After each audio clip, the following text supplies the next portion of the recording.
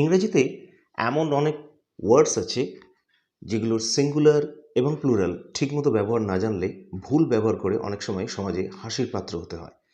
সেরকম ভুল যাতে না হয় তাই আজ বেশ কিছু বেশ কিছু ওয়ার্ডসের ইম্পর্ট্যান্ট ইউজ এখানে দেখানো হলো। কিছু ওয়ার্ডসের ইউজ সেন্টেন্সে কিভাবে হবে, সিঙ্গুলার হিসেবে গণ্য হবে না প্লুরাল হিসেবে গণ্য হবে, সেইগুলোই এখানে দেখানো হলো, যেগুলো আশা করি লেখার ক্ষেত্রে এবং বলার ক্ষেত্রে দুটোর ক্ষেত্রেই ইংরেজিতে প্রচুর প্রচুর তোমাদের কাজে দেবে। তো এসো তাহলে দেরি না করে সেই সেন্টেন্সের নোটসগুলো করে নেওয়া যাক। দেখো এখানে প্রথম সেন্টেন্সটা দেওয়া আছে, the sceneries of Dehradun are beautiful. এখানে সিনারিজ কথাটা এটা কিন্তু ভুল। সিনারিজ কখনো প্লুরাল হয় না, সিনারি এটা সিঙ্গুলারই সবসময় হয়। দেহরাদুন একটা জায়গার নাম, সুতরাং এখানে এই সেন্টেন্সটা হবে না, রাইট হবে এর নিচের সেন্টেন্সটা, মানে the scenery of Dehradun is beautiful. Scenery মানে দৃশ্য, এই দৃশ্যটাকে সিঙ্গুলার হিসেবে গণ্য করতে হবে বা বিবেচনা করতে হবে।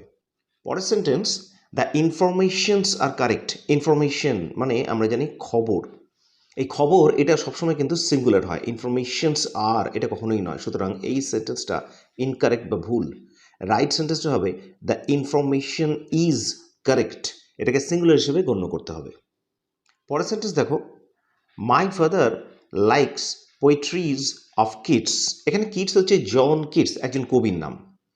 তাহলে মাই ফাদার লাইকস পোয়েট্রিজ মানে কবিতাগুলো বোঝানো হচ্ছে, মানে জন কিডসের যে কবিতাগুলো সেগুলো আমার বাবা পছন্দ করে।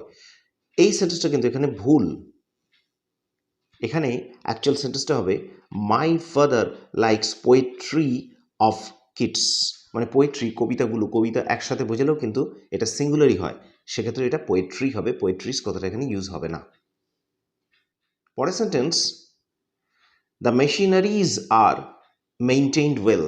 যন্ত্রপাতিগুলো বা মেশিনপত্রগুলোকে ভালোভাবে মেনটেন করা হয়। এখানে যন্ত্রপাতিগুলো বোঝানো হয়েছে, মেশিনারিজ সেক্ষেত্রে লেখা হয়েছে, কিন্তু এটা ভুল। অ্যাকচুয়াল সেন্টেন্সটা হবে the machinery is maintained well. Machinery কথাটা বলা মানেই কিন্তু মেশিনপত্র বা মেশিন একসাথে থাকা যে যন্ত্রপাতি সেগুলোকে বোঝায়, সুতরাং এই মেশিনারি এটা অনেকগুলো বোঝালেও কিন্তু এটা সবসময় সিঙ্গুলার ফর্মই হয়, এর কোনো প্লুরাল ফর্ম হয় না, তাই এটাকে ব্যবহারের সময় সাবধান থাকতে হবে।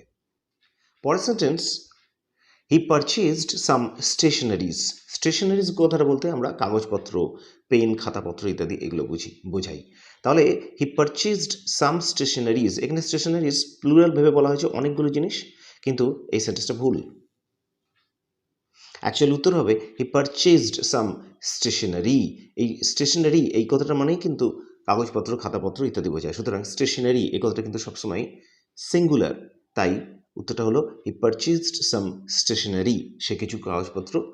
পরের sentence, all the furnitures have been sold. এখানে বোঝানো হচ্ছে সমস্ত ফার্নিচার বা আসবাবপত্র বিক্রি করে দেওয়া হয়েছে। এটা খুবই কমন, আমাদের প্রায়ই কাজে লাগে এটাকে লিখতে এবং বলতে। ফার্নিচার কিন্তু সবসময় সিঙ্গুলার হয়, প্লুরাল ফার্নিচার্স বলে কোনো কথা হয় না, সুতরাং এই সেন্টেন্সটা এখানে ভুল। অ্যাকচুয়াল সেন্টেন্সটা হবে all the furniture has been sold.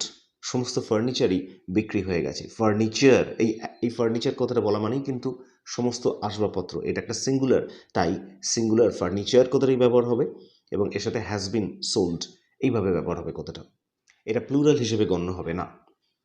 পরের sentence, they have forgotten to take their বেডিংস।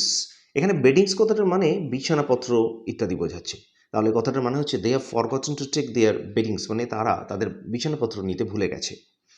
কিন্তু এখানে বেডিংস বলে আলাদা করে কোনো প্লুরাল হয় না, সুতরাং এই সেন্টেন্সটা ভুল। সঠিক সেন্টেন্সটা হবে they have forgotten to take their bedding.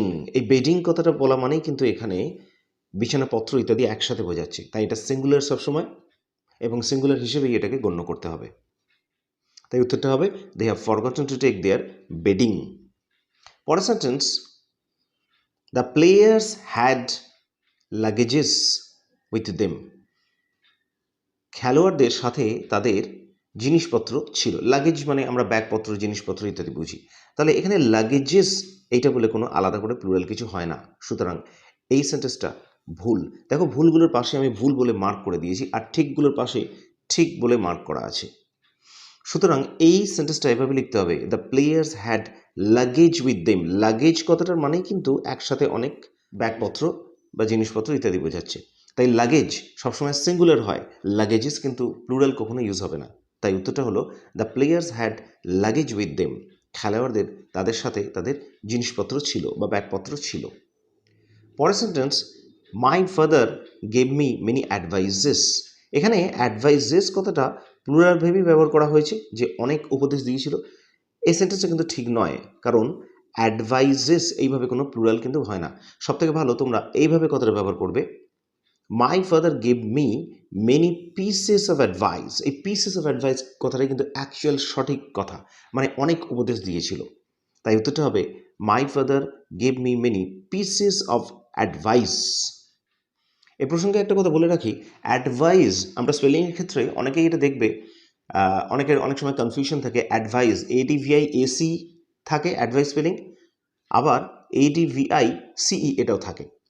আমরা যখন ভার্ব হিসেবে কোনো জিনিস ব্যবহার করি, যখন উপদেশ দিচ্ছে বা কাজ করছে, তখন কিন্তু ADVIAC কথাটা ব্যবহার হয়। সুতরাং যখন ভার্বের স্পেলিং হচ্ছে এস দিয়ে হবে, ADVIAC। আর যখন এটা নাউন হিসেবে ব্যবহার হচ্ছে, যেমন সে আমাকে উপদেশ দিল, এইভাবে কথাটা ব্যবহার হচ্ছে, অ্যাডভাইস একটা নাউনের মতো করে ব্যবহার হয়, তখন সেখানে তার স্পেলিং হবে ADVICE। পরের sentence, your brother used many abuses at me. কথাটার মানে তোমার ভাই আমার প্রতি, আমার দিকে বা আমার সাথে অনেক গালিগালাজ করেছিল। অ্যাবিউজ কথাটা মানে গালিগালাজ করা।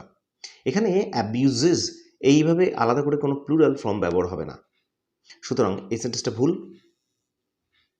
সঠিক সেন্টেন্সটা হবে your brother used many words of abuse at me. এই ওয়ার্ডস অফ অ্যাবিউজ কথাটা হচ্ছে সঠিক কথা, মানে অনেক খারাপ ভাষা বা গালিগালাজ ব্যবহার করেছিল। ওয়ার্ডস অফ অ্যাবিউজ এই কথাটা তোমরা ব্যবহার করবে। তাহলে সঠিক উত্তরটা হলো your brother used many words of abuse at me. তোমার ভাই আমার প্রতি অনেক খারাপ কথা বা গালিগালাজ ব্যবহার করেছিল। পরের সেন্টেন্সটা দেখো, children should learn the alphabets. Alphabets মানে আমরা জানি কি ABCD ইত্যাদি অক্ষর বা যে কোনো অক্ষর বলতে বোঝায়। অ্যালফাবেটস মানে বর্ণমালা। তাহলে children should learn the alphabets কথাটার মানে হচ্ছে বাচ্চাদের বর্ণমালা শেখা উচিত।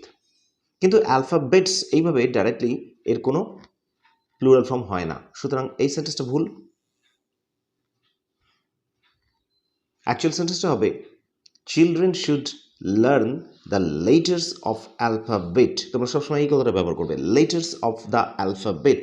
এটা হচ্ছে সঠিক কথা, মানে সমস্ত বর্ণমালাগুলোকে একসাথে বোঝাচ্ছে, সমস্ত বর্ণমালাগুলোকে চিলড্রেনদের বা বাচ্চাদের শিখতে হবে। তাই কথাটা হবে children should learn the letters of the alphabet. বাচ্চাদের বর্ণমালা শেখা উচিত। আজকের ক্লাসটা ছিল এই অবধি। আশা করি এই ছোটোখাটো ভুলগুলো সংশোধন করার জন্য এই আজকের সেন্টেন্সগুলো তোমাদের অনেক অনেক কাজে লাগবে। এগুলো একটু নোট রেখো তোমরা, যাতে সাধারণভাবে ইংরেজি ব্যবহার করার সময় এই ভুলগুলো না হয়ে পড়ে। ভিডিওটা ভালো লাগলে একটা লাইক করো, শেয়ার করো, আর কমেন্টসে জানিও এটা তোমাদের কেমন লাগলো। দেখা হচ্ছে নেক্সট ক্লাসে তোমাদেরই পছন্দের আরেকটা ভিডিও নিয়ে।